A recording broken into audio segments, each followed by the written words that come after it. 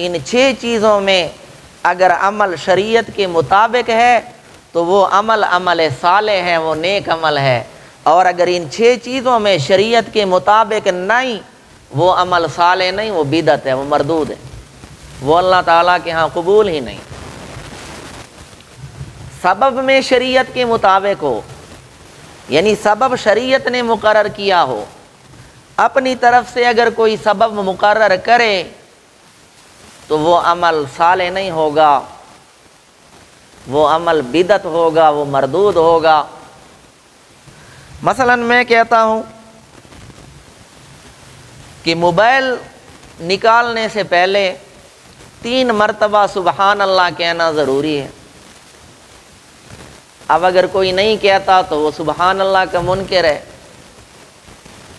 تو یہ سبب یعنی موبائل نکالنے سے پہلے پڑھنا، یہ میں نے اپنی طرف سے مقرر کیا، شریعت کی طرف سے نہیں ہے۔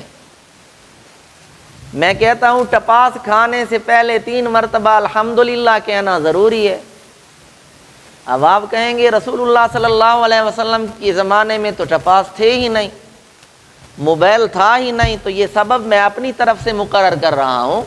تو سبب اگر شریعت کے مطابق نہ ہو وہ عمل بدعت ہے، وہ قبول نہیں اللہ تعالیٰ کی بارگاہ۔ دوسری چیز ہے جنس۔ جنس میں بھی عمل شریعت کے مطابق ہونا چاہیے۔ مثلا میں قربانی کے موقع پر گھوڑے کی قربانی کرتا ہوں تو گھوڑے کی قربانی کا حکم نہیں ہے، قربانی کے لیے جو جانور متعین ہے ان میں گھوڑا نہیں، تو جنس وہ نہیں ہے۔ جنس میں شریعت کے مطابق عمل نہ ہو تو وہ مردود ہے، وہ اللہ تعالیٰ کی بارگاہ میں قبول نہیں۔ تیسری چیز ہے نوع یعنی کیفیت، کہ جو میں عمل کر رہا ہوں کیفیت میں شریعت کے مطابق ہونا چاہیے۔ مثلا میں نماز پڑھتا ہوں، نماز میں رکوع پہلے ہے، سجدے بعد میں ہے، میں سجدے پہلے کر لیتا ہوں، رکوع بعد میں کرتا ہوں۔ اب یہ کیفیت میں تبدیلی ہے، تو جب کیفیت میں عمل شریعت کے مطابق نہیں وہ اللہ تعالیٰ کی بارگاہ میں قبول نہیں ہے۔ چوتھی چیز ہے مقدار۔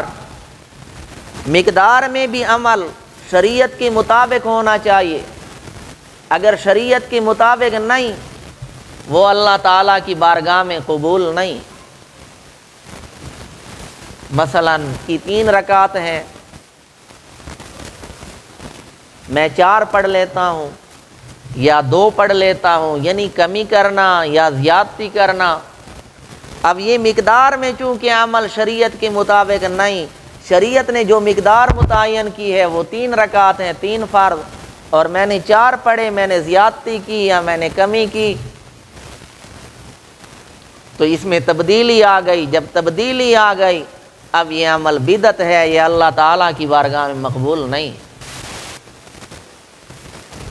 اسی طرح مکان میں موافقت مطابقت،